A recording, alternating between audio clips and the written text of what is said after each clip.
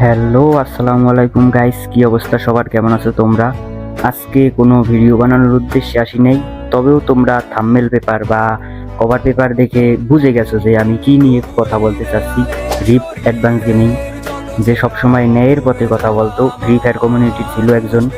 আমি ভাই যদিও পাবজি খেলি, তারপরও তার জন্য খুব খারাপ লাগতাছে। আর সোশ্যাল মিডিয়ার অনেক জায়গায় আমি দেখতেছি যে সে যে মারা গেছে, তোমরা তার ছবি দিয়ে পোস্ট করো, বা তার টেলিগ্রাম গ্রুপ থেকে তোমরা তার অ্যাডমিনের কাছ থেকে তার যে লাশের ভিডিও পাইছো ওইগুলো পোস্ট করো, বা সে তার ওয়াইফের সাথে কি করছে না করছে ওইগুলোও তোমরা পোস্ট করো। আসলে এটা কিন্তু একেবারে ঠিক না, কারণ যে মানুষটা নাই তাকে নিয়ে এইসব পোস্ট করলে কিন্তু তার আত্মাও শান্তি পাবে না। আর এটা একটা দুর্ঘটনা, যাই হোক অ্যাক্সিডেন্ট হয়েছে, তার যে ওয়াইফ আবিবা আপু সেও নাকি অনেক শারীরিকভাবে আহত।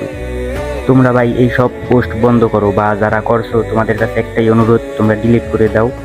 আর যারা তাকে মন থেকে ভালোবাসতা, ভাই আমি নিজেও তার ফ্যান, আমি নিজেও তার ভিডিও দেখতাম, তোমরা যারা তাকে মন থেকে ভালোবাসো অবশ্যই তার জন্য দোয়া করো, আর এই সব কাজ ভুলেও করো না।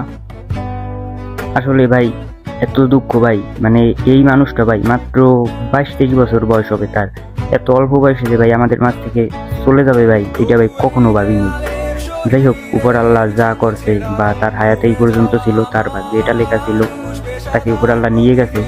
তোমরা এই সব কাজ করো না, তার ছবি টবি সোশ্যাল মিডিয়ায় দিও না, যদি পারো তার জন্য মন থেকে দোয়া করো। আসসালামু আলাইকুম। আমার আর এই বিষয় নিয়ে কথা বলার মতো কোনো মুড বা মন নাই। দেখলাম তালহা ভাই বলছে, পরে উমরন ভাইয়েরও অনেক কথা বলছে শুনলাম, তারপরও ভাই তোমরা যদি না বুঝো তাহলে আর বলার কিছু নাই। এখন অনেকে যারা তার হেটার ছিল তারাও মানে তারে দিয়ে তোমরা ভিউ ব্যবসা করো, এইসব বন্ধ করো ভাই, কবরে তোমাদেরও একদিন যেতে হবে।